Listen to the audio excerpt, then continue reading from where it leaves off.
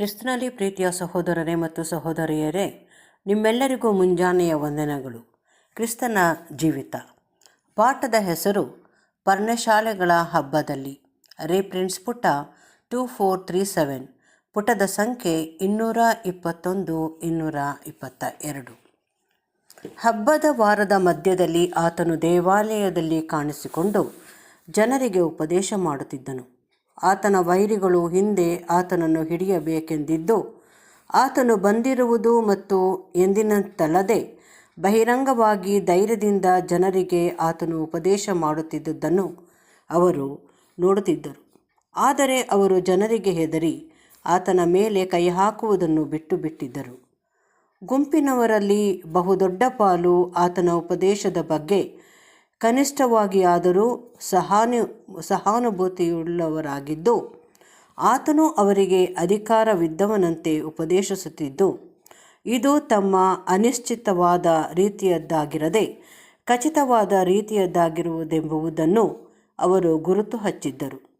ಆ ಗುಂಪಿನವರಲ್ಲಿ ಹಲವರು ಆತನನ್ನು ಮೆಚ್ಚಿಕೊಂಡು ಪ್ರಭಾವಿತರಾಗಿ ತಮ್ಮಲ್ಲಿ ತಾವು ಮೆಸ್ಸಿಯನು ಬಂದಾಗ ಯೇಸುವು ಮಾಡುವುದಕ್ಕಿಂತಲೂ ಹೆಚ್ಚಿನ ಅದ್ಭುತಗಳನ್ನು ಮಾಡುವನೋ ಏನೋ ಎಂದು ವಿಚಾರಣೆ ಮಾಡುತ್ತಿದ್ದರು. ಅಲ್ಲದೆ ಆತನು ಬಹಿರಂಗವಾಗಿ ಉಪದೇಶ ಮಾಡುತ್ತಿದ್ದುದು ಮತ್ತು ಅಧಿಕಾರಿಗಳು ಆತನ ವಿಷಯದಲ್ಲಿ ಮಧ್ಯಪ್ರವೇಶ ಮಾಡಿದುದು ಅವರನ್ನು ಈ ರೀತಿಯಲ್ಲಿ ವಿಚಾರಿಸುವಂತೆ ನಡೆಸಿತು. ಹಿರೀಸಭೆಯವರು ಇವನೇ ಬರಬೇಕಾದ ಕ್ರಿಸ್ತನೆಂದು ನಿಶ್ಚಯ ಮಾಡಿಕೊಂಡಿದ್ದರೇನೋ.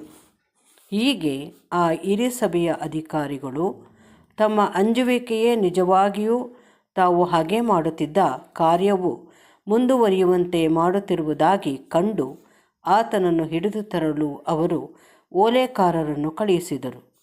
ಬಂಡಾಯದ ಅರಾಜಕತೆಯ ಮತ್ತು ದೇವದೂಷಣೆಯ ಮಾತುಗಳು ಆತನ ಬಾಯಿಂದ ಬರುವುದನ್ನು ಅವರು ಕೇಳಿ ಆತನನ್ನು ಬಂಧಿಸುವುದು ಜನರ ದೃಷ್ಟಿಯಲ್ಲಿ ನ್ಯಾಯಸಮ್ಮತವಾಗಿ ಕಂಡುಬರುವುದೆಂದು ಅವರಿಗೆ ಅನಿಸಿತು.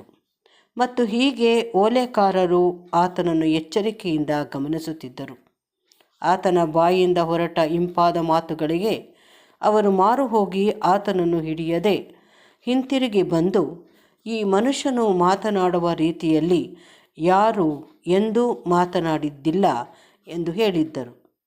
ಆಗ ನಿಕೋದೇಮನು, ಯೇಸುವು ದೇವರಿಂದ ಕರೆಯಲ್ಪಟ್ಟ ಒಬ್ಬ ಬೋಧಕನೆಂದು ಹೃದಯದಲ್ಲಿ ನಂಬಿಗಸ್ತನಾಗಿದ್ದರೂ ಆತನು ಮೆಸ್ಸಿಯನೆಂಬುದರಲ್ಲಿ ಸಂದೇಹವುಳ್ಳವನಾಗಿದ್ದು, ಹಿರೀಸಭೆಯ ಸದಸ್ಯನಾಗಿ ತನ್ನನ್ನು ಸಮರ್ಥಿಸಿಕೊಂಡು ತನ್ನ ಧ್ವನಿ ಎತ್ತಿ ಓಲೆಕಾರರ ಪಕ್ಷವನ್ನು ವಹಿಸಿದವನಾಗಿ ಹೀಗೆ ಉದ್ಗಾರವೆತ್ತಿದನು, ನಮ್ಮ ಧರ್ಮಶಾಸ್ತ್ರವು ಮೊದಲು ಒಬ್ಬನನ್ನು ವಿಚಾರಿಸಿ ಅವನು ಮಾಡುವುದೇನೆಂದು ತಿಳಿದುಕೊಳ್ಳದೆ ಅವನ ವಿಷಯವಾಗಿ ತೀರ್ಪು ಮಾಡುವುದುಂಟೆ? ನ್ಯಾಯಸಮ್ಮತವಾದ ಈ ಕೋರಿಕೆಯು ಅವರಿಂದ ನೀನು ಗಲಿಲಾಯದವನೋ ಎಂದು ವ್ಯಂಗ್ಯವಾದ ಟೀಕೆಗೊಳಗಾಯಿತು. ಆ ಸಭೆಯು ವಿಸರ್ಜಿಸಲ್ಪಟ್ಟಿತು.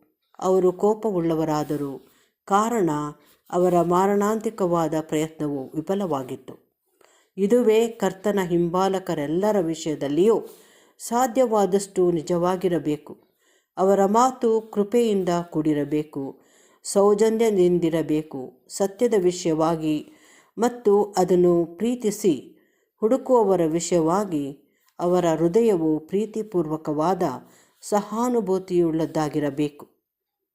ಅವರ ಮಾತುಗಳು ಯಾವಾಗಲೂ ವಿವೇಚನೆ ಮತ್ತು ನೀತಿಯ ಮಿತಿಯಲ್ಲಿದ್ದು ಅವು ಕರ್ತನ ಮಾತುಗಳಿಗೆ ಅನುಗುಣವಾಗಿರಬೇಕು. ಮತ್ತು ಅವರು ಅನುಸರಿಸುವ ವಿಧಾನಗಳು ಮತ್ತು ಅವರ ನಡವಳಿಕೆಗಳು ಸಜೀವವಾದ ಸುವಾರ್ಥ ಪತ್ರಿಕೆಗಳಂತಿದ್ದು ಇವೆಲ್ಲವೂ ಅವುಗಳಿಗೆ ಹೊಂದಿಕೊಂಡಂತಿರಬೇಕು.